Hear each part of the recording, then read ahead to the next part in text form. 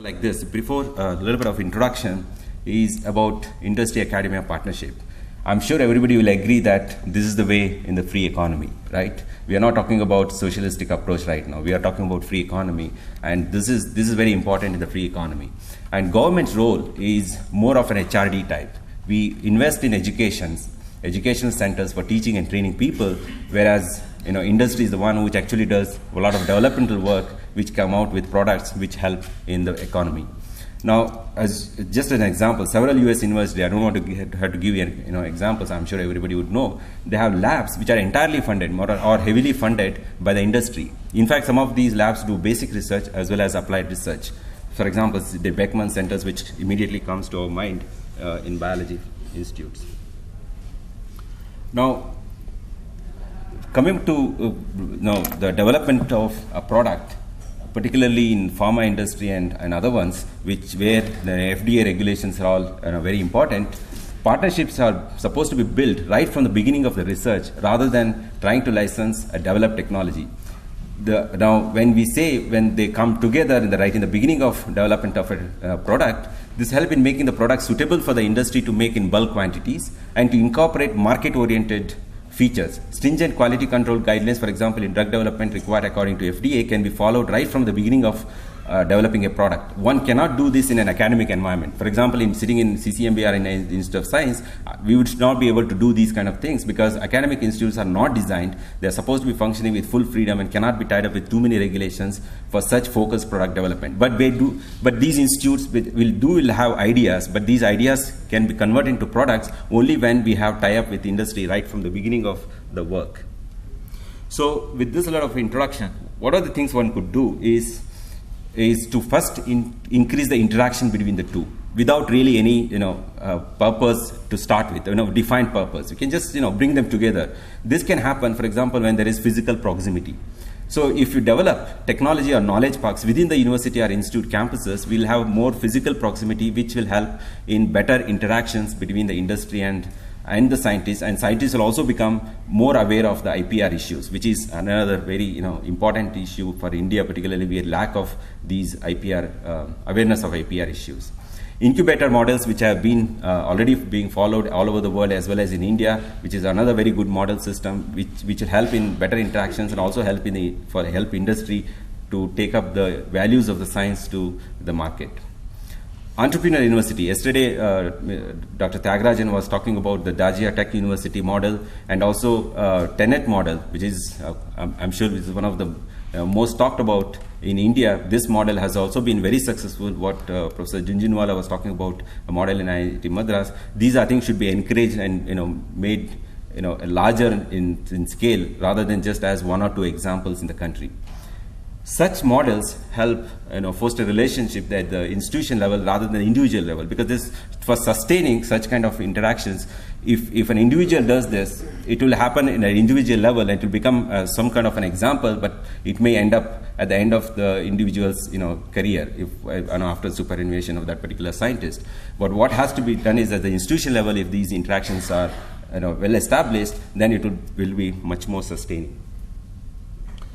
So another aspect we need to, of course, these are being talked about many times, there should be some clear guidelines for industry institution collaborations. These guidelines related to how you share the IPRs and kind of stuff, which I think more or less has been talked about very well these days. There should be modalities to cover a collaboration at all scales of industry, because it can be small scale industry, it can be larger scale industry, depending on what kind of products they want to make, whether it's an IT related or pharma related kind of stuff. Then provide attractive opportunities for scientists for providing consultancy services to the industry, reduce bureaucratic hurdles while entering into consultancy services, which is another sort of some kind of an incentive for scientists to get into an applied work.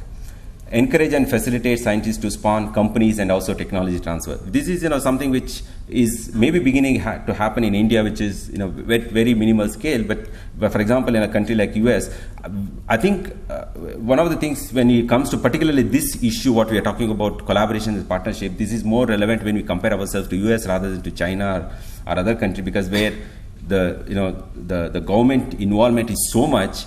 It's not really a free economy to that extent compared to in India, because India is completely becoming a democratic country, And I think we should compare ourselves a little bit more with US, and some of the models that are being used in US, I think more relevant here. Now, encouraging companies to invest in R&D in the university and industry. For example, this is what the first point I made, and Nimitli is one of the best examples where there is a funding to bring both companies as well as institutes to bring together, even in the high risk category research, and which may or may not work out at the end of the day, but still is worth pursuing such kind of collaborations. I'll not go into read all the details. Large number of applied research projects are of limited interest to science, whereas if you bring the two together, then those kind of projects which are scientifically not so viable in an institutional setup will see the light of the day, unless when the industry also is involved in this, so that Indian industry can find a niche of its own with these kind of interactions. Such collaborations helps to increase IP wealth of India as well, because industry will take care of it. You don't have to worry about who is going to spend time in writing the patent and other things, applications and all. Now, so there has been a lot of discussion, which is another panel about increasing the number of PhDs per year from India. Someone is talking about something it should be close to 20,000. Professor P. Ramarao was mentioning about this. Now, if you want to increase such number of PhDs, also concern is what they're going to do it, right? What they're going to do, because there are no such large job opportunities. So, increased interactions between academia and industry, as we discussed in various different ways, will lead to more job creations for highly qualified people, and automatically, this problem would be taken care of. Encouraging internship in the industries, and even PhD scholars could become interns in various different, I think it is already going on in several companies, particularly in IT and pharma companies. I think this should be encouraged, so that there is all, the PhD students would be aware of the realities in an industry setup. Now, this is another point which Dr. Anandan was specifically mentioning, because he has a lot of interaction with academia, both in US and in India, coming from a industry point of view when trying to set up collaborations. There should be no doubt whatsoever on the patriotism of knowledge, industry, and scientists, because one shouldn't really think that going after money is something which is what people consider is sinful or sinister, but it is not true, because their contribution to national wealth and employment generation is significant. I mean, I don't want to get into the details, but everybody is equal, in this country, and everybody has a role to play. Recognize and reward scientists at levels comparable to their peers in the industry. Now, this is sort of the last point. The reason we wanted to put this point is something like this. We want to increase the number of scientists in this country, excellent scientists. So people want to attract students to come to science. Now, I'm a father of a 14-year-old daughter, and I have been talking to several of her age group students. 80% of them, they actually have not even thought that they would love to go to an IT industry. They have not even thought that they should write JEE and become an IIT graduate. They don't think that they are worrying about the money. I think it's the parents. It's the parents who are actually pressurizing. I'm also from Hyderabad. I know about the Ramaya phenomena in Hyderabad. And 8th standard or 9th standard students who are going to Ramaya coaching classes is not because of their own interest, it's because of the peer pressure, particularly parental pressure. Now, parents are after this IT because there is good salary structure in IT, because they see the money there.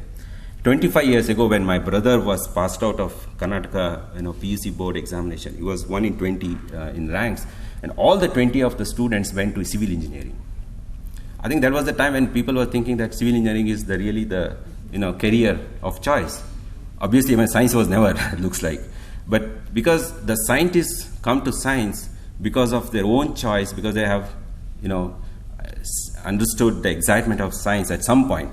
And Nitin, who is in our work group, is the best example of it.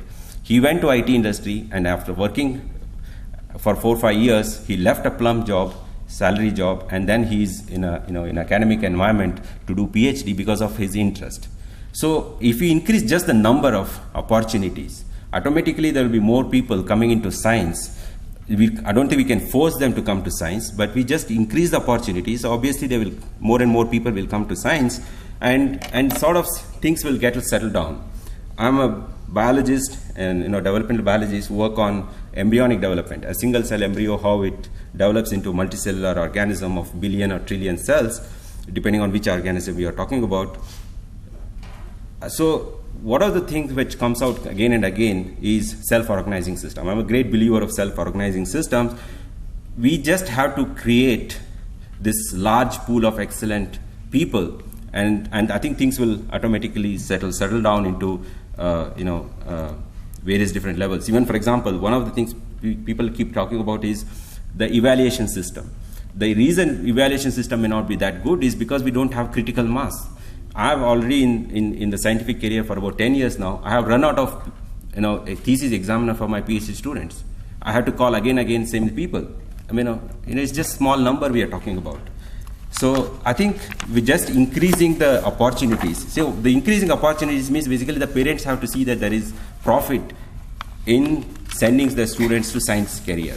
So maybe they will see biotech or pharma or IT industry to start with, but at the end of the day, more and more people will also it may trickle down to start with, but I think it will end up in science career.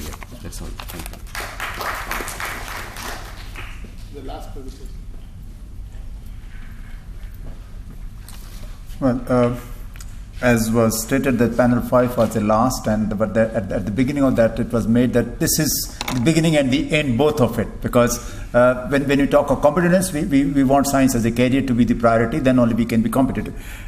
Before I go ahead, let me tell you in this group, myself, Rohini Godbole and Anu Roy, young student, were the members. And this panel had, because this panel brought out the gender bias, and this panel had 2 male and 2 female speakers. The work group had 2 female and 1 male. Now, my standing here is not my choice. The 2 of the members had taken a decision without even asking me whether I'll do it. So anyway, I'm here and I'm trying to summarize what the panel thought. And since many of the issues have already been discussed, what we thought was we'll just say what can be done to promote science as a career in the new generation. Before I do that, I'd also like to make out one more point. Many of us say, in our generation, we were doing this, but this generation is not doing this. Now, let's ask, who is responsible? We. And we need to introspect where we have gone wrong and what we can do. Because we can put blame on society, we can put blame on everything else, but it's we who make the scientific society, it's we who influence what is happening. And therefore, if things have gone wrong in universities, it's the universities and the community that makes universities also have to take responsibilities. And therefore, we need introspection, and that's where we need to bring out what can be done now. Now, first of all, to make science as a career, it must be made challenging and satisfying, both. We have had many suggestions how this can be done, but this is one point. Then, minimal facilities to take up research at the beginning of the career must be ensured, be it in a research institution, be it in a university, even in a college. If somebody wants to take up science research in a college teaching, we should be able to provide that kind of minimal facilities at that level. The undergraduate, postgraduate teaching programs and PhD research, both or all 3 of them should be such that they generate an inquiring mind and passion for hard work. They should not be working in very constrained kind of domains as our present teaching programs are, and it has been discussed that we need flexibility in subject combinations and lateral mobility. One should be free to move from one area of training, what one had received, but then to do research in a very different area. This is almost entirely absent in our country, barring a few exceptions. And this is where I think if we compare with other countries' models, we are suffering enormously. And this, coming from a university system as I do, I know it requires a major drastic surgery. No cosmetic changes of syllabus revision, etc. has been talked about. We have done all that. What we need is a complete mindset change, a kind of draconian steps may need to be taken. I would go to that extent. Teaching of science at school and undergraduate levels, as has been stated very clearly, should be conducive to creative learning rather than only teaching and information gathering. This is one area that we need to do. Then, as Shashi just now pointed out, counseling of parents is required. We often have talked about, okay, we catch them young, we train the students, we give them scholarship. We have had this National Science Talent programs of variety of kinds going on for decades and decades. But I'm sure each one of us will agree that 99% of them end up in medical or engineering, and then they are lost to science, as you generally talk about. And therefore, it's not just that the students we need to provide them opportunities, it's the parents, the society that we need to talk about. And as was suggested, that maybe the academies can take the initiative in making public awareness that science as a career can be rewarding, and it should be made rewarding. The undergraduate and postgraduate laboratories, it has been stated again and again that we have completely neglected them, both at universities. Very few universities have undergraduate teaching, but even those that one have never bothered to think of that it's these laboratories which will be the boiling pot for future scientists. They are completely left. Whenever, like in university system, when the UGC development funds come, which are very limiting, 99.999% is siphoned off to so-called research. Nothing is given to, most university college teaching labs will have equipment that were purchased 40, 50 years ago. And obviously, they cannot be attractive to students, cannot make them to do this. And consequently, what has happened is, in most laboratories, we do virtual experiments. Very rarely a real demonstration. What we need is hands-on experience. And that's where the students will learn how to do an experiment. And this will then require, one of the ways that we thought that can be done is, there could be small research projects at undergraduate level. But that can be successful only if there are also research grants given to colleges, undergraduate teaching programs, and there are research projects given where students can be encouraged to take up small projects in-house. The teaching faculty, again, has to be the role model as scientists and as teachers, unless we are role models. And that's where I said, if the system is crumbling today, because we have failed as role models. And that's where, if you want to build up next generation, we should bring in people who can behave as role models. And unless teachers themselves are enthusiastic, they are stimulatory, we can't expect the students to be so. It has been suggested, and I think that's a very good idea, that we can have established scientists teach at undergraduate level.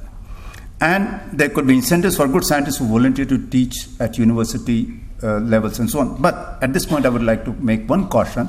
Let us not make only retired scientists or retiring scientists who are past their prime to go to undergraduate or postgraduate teaching. Let active ones and real good ones who can incite, excite, and stimulate. It's those whom we need, not just deadwood from one place to another place. That will add to the misery of everything. Then we need greater opportunities for PhD. See, we have talked about that the number of research scholars must be increased. But let's look at the quality of research. Already, I think we are producing too many PhDs, worthy PhDs. We are not producing worthy PhDs. We are producing simply PhDs. Any number of PhDs are produced from any number of colleges and universities in the country. What is the quality? Unless we ensure the quality. And what is happening is, we want PhD topics to be original and contemporary, not just repetitive. I've done in this system, now let me do in this system, and the PhD is created. No, that will not do it.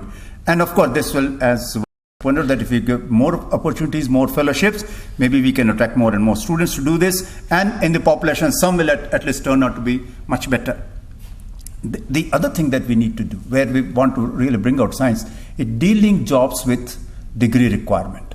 I think this is one area where universities colleges have suffered, that because everyone wants a degree. What for? Because job requires it.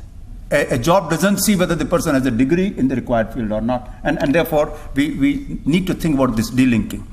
And I think Dr. Vinita Bal brought it out very forcibly by using that let's not consider science and technology as Siamese twins, that they are inseparable. No, they should be taken independent. Science should be done for science sake. Technology should be done following from what basic science has been done. And because very often we now say, everybody asks, what is the application of your science? And therefore, I tried to run away in a wrong direction without having solid basis. And you see, I mean, typical example, if I look at the legs of mosquito, I claim this can help malaria control. Now, let's not get into that kind of science. We should do science. If I'm interested in mosquito legs, I'm interested in mosquito legs, not because it can control malaria.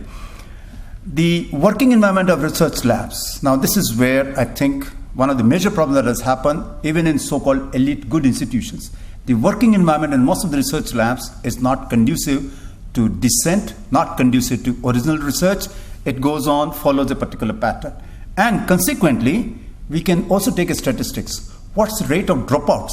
People, bright people join very good labs, 1 year, 6 months, 2 years, they get away. Why? Without fulfilling what they thought. Because let's also not forget, brighter the students are, more sensitive they are, more challenge they expect. And if you don't provide them, they will be more frustrated, and this acts as a more negative signal to the next generation of students who are aspiring to take it up. And therefore, this is where our responsibility comes in, that we provide them that kind of atmosphere. And of course, there must be strong peer pressure for hard and honest work. I don't want to criticize my colleague, because my colleague is there, my institution reputation is concerned, therefore we try to cover up. Let's be honest with ourselves. And there must be a strong peer pressure. This has been discussed again and again. Another area where I think Indian science has not become really competitive is we have discouraged postdoc culture in India. No matter what we say that we need, but in effect, what happens is, if somebody has done postdoc in India, when it goes to job market, that's a negative point. Because you were not able to go abroad, therefore you are doing postdoc in India, and therefore you are worthless. I think this needs a complete mindset change, that if somebody has done postdoc work in India, that should be value added. But of course, quality has to be made sure.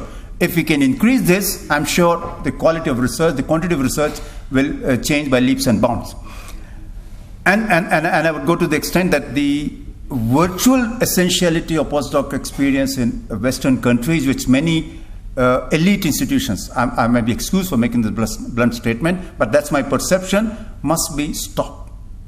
And therefore, what we would want is a fulfilling career option after PhD, which combines opportunity for research and teaching. And this can be done if we can identify fresh PhD students, find out a talent, do a scouting for talent, and give them jobs in university, in institutions, and not only just job, but provide them with the good startup seed money so that they can begin their career, compete in science as equals rather than subordinates as postdocs, which is what most of bright young people are now going to do. They go to other labs because they are postdoc, and they develop that servile attitude, and therefore they continue with their career subsequently in the same direction. And we should give them better salaries. Initial research grants should be more liberal. As they establish themselves, we can apply more and more stringent criteria. For more senior, there should be much more stringency. But for a young person who is making first or second research proposal, let's be liberal. Let's just look for the idea and see whether it works out or not work out. And when we fund, let's fund not just because it's your first grant, so take this little money and next time go more. Let's be full funding support. And there should be better salaries, continuous recruitment. This is one area where we have really suffered. Universities, particularly, I know what it had meant. You have thousands of positions vacant. And in fact, if you take the total country, the number of positions vacant is enormous. And this must be filled up very quickly. And this, again, is a big, peculiar bureaucratic vicious circle, but that has to be broken down. Positions should be created and may also be supported not only by UGC, by other agencies, institutes. I mean, this has been talked about, and let's really formalize this, that how an institute can create a position and sustain a position in a university or a college where it finds that there's some relevance. And this should be done. And of course, as was discussed, the gender-sensitive issues need careful attention, because we don't want to lose at the undergraduate PG level. We have such a high proportion of bright girl students, and we lose them. And this issue has to be taken in. And in teaching positions, I think one thing we need to do, why many people don't want to go for teaching positions, and that's where we are really suffering. A young lecturer is supposed to take many, many more classes than a professor. As we very jokingly say, a lecturer has to lecture, a reader has to read, and a professor has to profess and not teach. We must reverse this. I think with my more experience, I should be involved more in teaching than a young person, so that young person can establish the research capabilities and then gain more experience, and this needs to be reversed. And of course, if we can make an overall improvement in college and universities, which we have talked about, I'm sure science as a career will automatically become attractive. Because right now it's more of the negative impact that we are seeing, that looking at the college classroom, the student who goes with enthusiasm looks at very dull and unilluminated, ill-equipped labs. They say, okay, this is no place.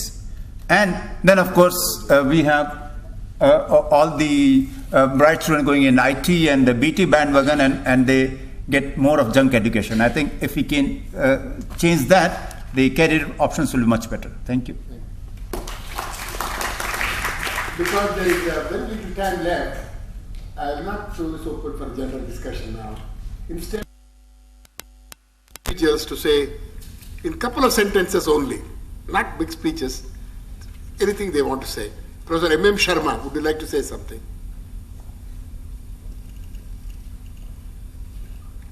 These are people who have not opened their mouth and have attended the entire session. Thank you. A lot has been said. What I would like to say is that pedagogy of creating teachers just doesn't exist in India. And all this will come to a naught if we are not able to create teachers of caliber. Two, since we are talking of competitiveness and preparedness, industry is the real destination, or the user is the real destination. Take pharma today. A lot has been talked about pharma. Pharma today has facilities better than research laboratories of India. And they cannot get enough number of PhDs in chemistry, in medicinal chemistry. You can't get industrial microbiologists. Number of companies would be very happy to hire, because not considered all that fashionable, because research in institutes also goes with fashion. If we recognize that the habitat has to be industry finally, take our big user industry like power generation. What demand have we created? Look, we are going to invest something like, even if you take 3 crores per megawatt, and we are going to create 50,000 megawatt, 150,000 crores is going to be spent in this.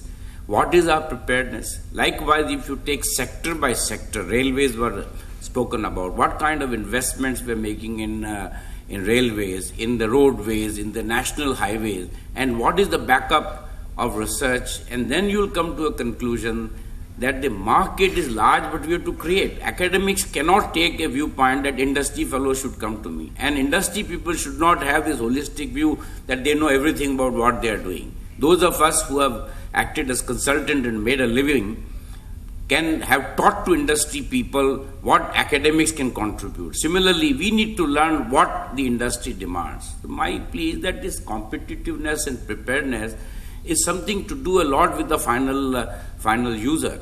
We didn't do anything in scooters till competition came in, and then 4-stroke engines came in.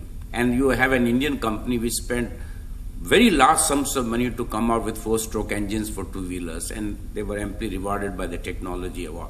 So this competition part has to be all throughout.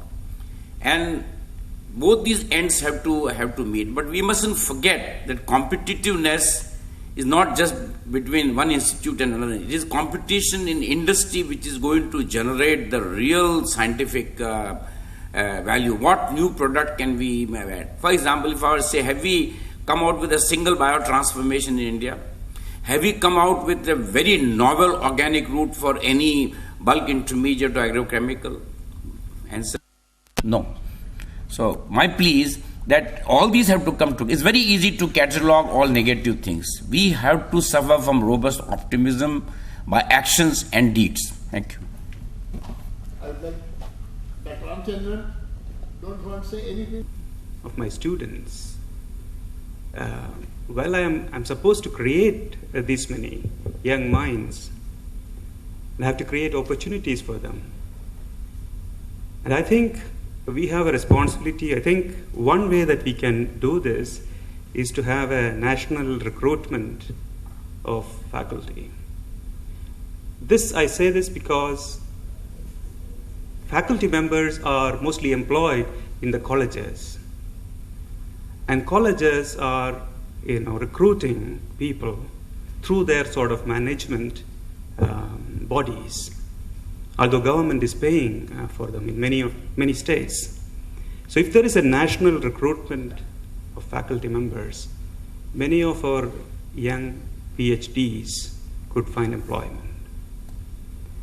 But the other thing is that the faculty members should be given freedom to get postdocs even from abroad directly, and the institutions should have adequate ways to bypass the governmental policies. And I think these, postdocs, if they are put with working faculty members spread across institutions and universities, there is a scope for revamping the university system. Thank you. There, Dr. D.D. Sharma. Well, I've been. Okay. Yeah, but it's been a very rich learning experience. I really don't have any suggestions to make, but only questions. One or two questions that I really deeply thinking about, triggered by many questions. One is this gender bias, and there I like the point made by Dr. Anita, that there is something deeper than the cliched version that we are all the time talking about. We cannot solve it in very simple way, and we need to think about it more deeply. Of course, the bad side of it is that we are eliminating 50% of our population and the possible feedback into this process. Also, extension of that is that I think we have been mainly fetching academicians from the urban society and not from the rural society, and that leaves out another 75%, and that's really very strong, and we need to worry about it. And the third thing is the career opportunity. As a teacher and concerned about my students' future, I've talked at various university levels. Most of the places, they cannot hire anymore, though they have open positions because of one reason or the other, some court case, some problem.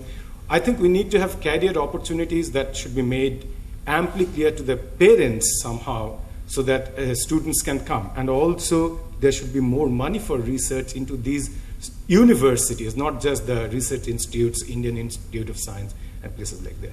With that, I think we can make progress.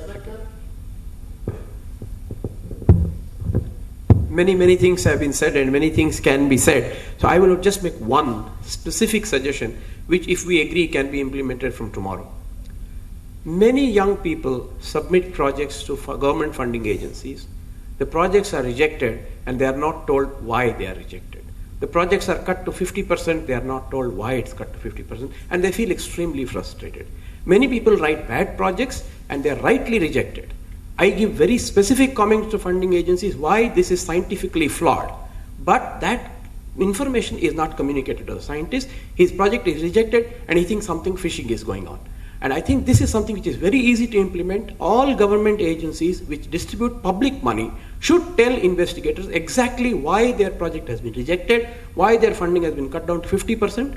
People often tell me that this will involve negotiation. They will write back, they will contest. This is a problem. We have to deal with this problem. We are now talking of the right to information bill.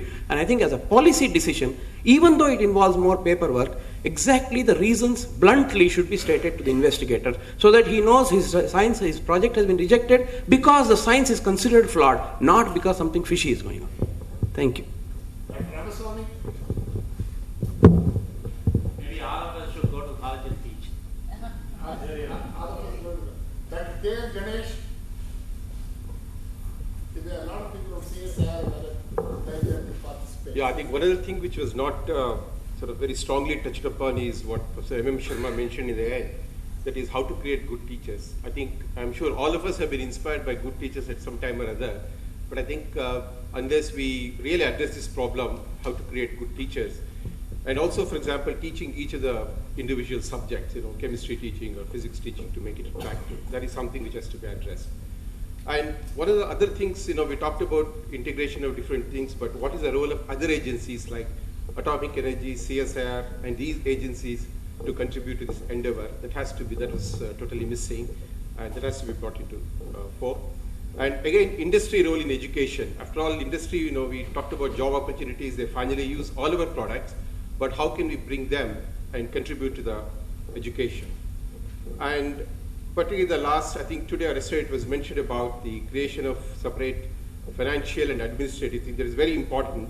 Just like we have IFS or IAS, I don't see any reason why we should have Indian scientific administration cadre who have been trained very well to, I mean, I wouldn't like to put that in that kind of a formal sense, but create a separate, people for auditing. Normally auditing is done only the financial auditing, but not in terms of scientific or time auditing. These principles should be put in to look at the delay of different research projects, etc. And identification of vision programs for each institutions and gearing the future requirements in relation to their vision program. And one other thing which is again lacking, which we have been, I've been discussing with many of your colleagues, is we give 20 lakhs grant, let us say in DST, but we can't give 1 lakh grant for the investigator to attend an international conference. I think this has to be made a part of all the research grants, because only when we go there, stand, whether it's a poster or a presentation, we stand in international audience, we know where we stand. I think this has to be, everybody must attend, active researchers, at least one international conference per year. It doesn't cost very much, but it in the long way to research, it will improve the quality.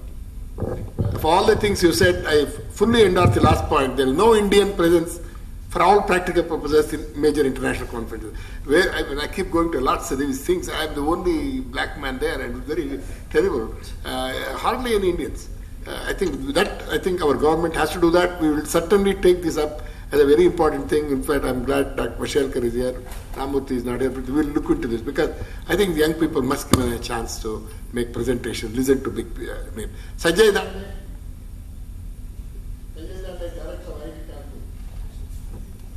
We want to do some more things. Those who are not put their down. Now, this was a very good experience. I came here to listen and not to speak about it. Couple of points I would like to mention, that really the entire focus should be in terms of grooming the best teachers and the best students in the country. I would like to endorse all the suggestions that have been made in terms of the development of the labs or the grassroots level or the infrastructure level reinforcement. I do disagree on some of the points. At least coming from IIT Kanpur, we have a fairly democratic liberal environment. So, yes. So I think whenever there's comments about 4 signatures and all those, I invite all of you to come and see. The only person who is enslaved is the director. All others are super directors. I think there are institutions where we practice. Yes, the chairman is a protector, which happens to be Professor Rao at the moment. So I sir feel that this has been a great learning experience. We would like to really define a very inspiring vision for some of us. And really when the vision is big, I think the energies will come along. Let us not get into the minute details which will bog down us too much. Young lady sitting there, would you like to say something? Yeah? So you've always been listening. Say something. Yeah, I think this is all about. Take the microphone.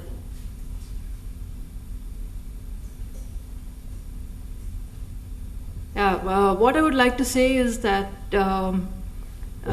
with due respects to all of you, sirs, that you people were there in the forefront when you were in the 40s. But right now, people in the 40s are not in the forefront. And I think that's a major reason for the frustration that the younger generation is feeling today. And that should be remedied. Young lady there? Yeah, you. You don't want to say anything? Okay, Dr. Ajay Sood, and then the young gentleman, and then I'll close. Ajay Sood, hey! Ajay Sood is not that guy. I realize that I have been listening to all the talks, and it has been going through a lot of sad moments, pessimism, and then up moments. A lot of things have to be done, and I feel that this education system, not only few institutes, but really going beyond them, is the one which will really help us to come out with a bright future. And the second comment I was wishing to make is in the title when you say science and technology. I find that there is it really looks like 2 compartments here.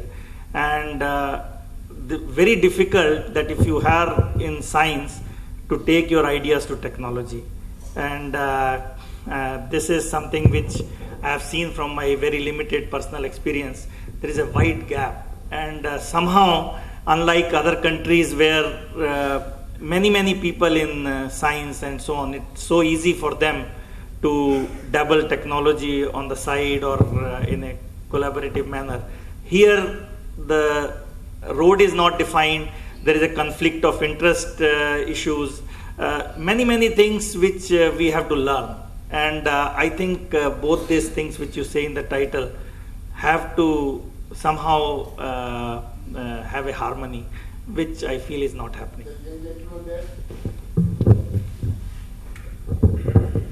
I know I am not at the suggestion stage, but my experience I wanted to share with you. Here Dr. Sharath is there, and my beloved Vice Chancellor Timappa is also there. I am the alumni of Bangalore University, and I cleared only just NET lectureship only. So they know my background, and they encouraged me, to pursue research under your team, under Chandrabas also, but I could not clear there. Then constantly these people were encouraging me. One more professor in the university, they were also encouraging to get into the PhD stream. So finally I got into the Science and Technology Policy Study Research Group under the genuine guidance of Dr. Kasturi Rangan. My suggestion is the you people, allied people, should encourage the hard-working students of disadvantaged background. That's all. Thank you very much. The last comment, Dr. Timappa, would you like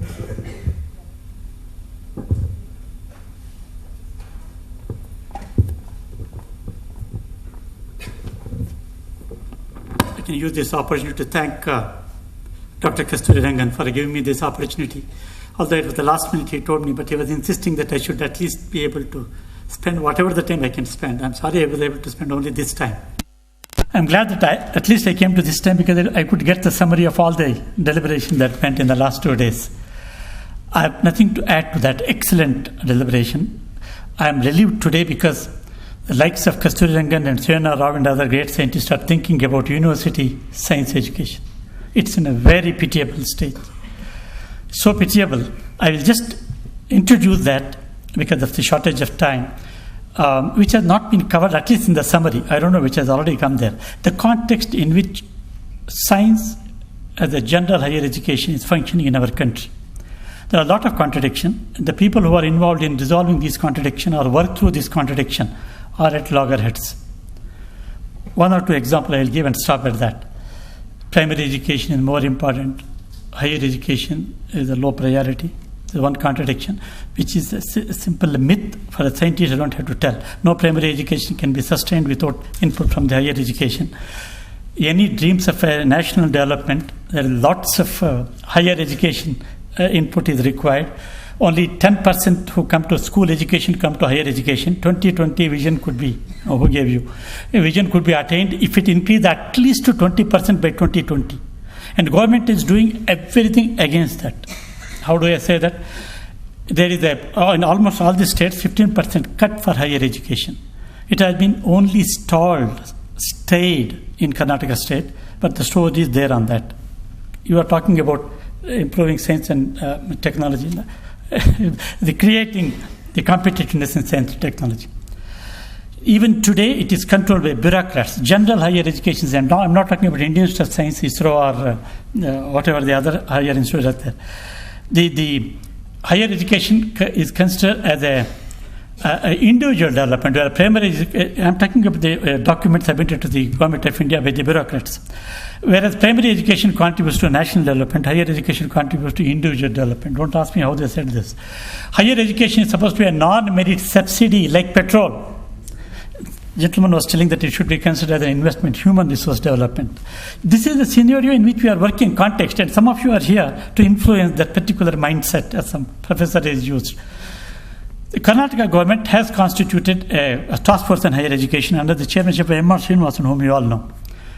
And a cabinet makes a subcommittee under the chairmanship of although the terms of reference is that they should also oversee the implementation, mind you. And the additional chief secretary says it's all prepared by academicians, we cannot accept that. In fact, there were 5 bureaucrats there in that committee. Now we'll have to go through that again.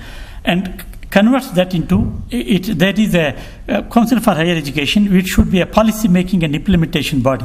It has been converted by this committee as an advisory body. What change we can bring in the gender higher education I'm talking about? Today, the things goes to Supreme Court with regard to technical education, as though technical education is only about admission and fees. No university is represented in the Supreme Court. And no wonder a kind of a judgment that comes as it is today. It has come now. How do you bring a technical education improvement?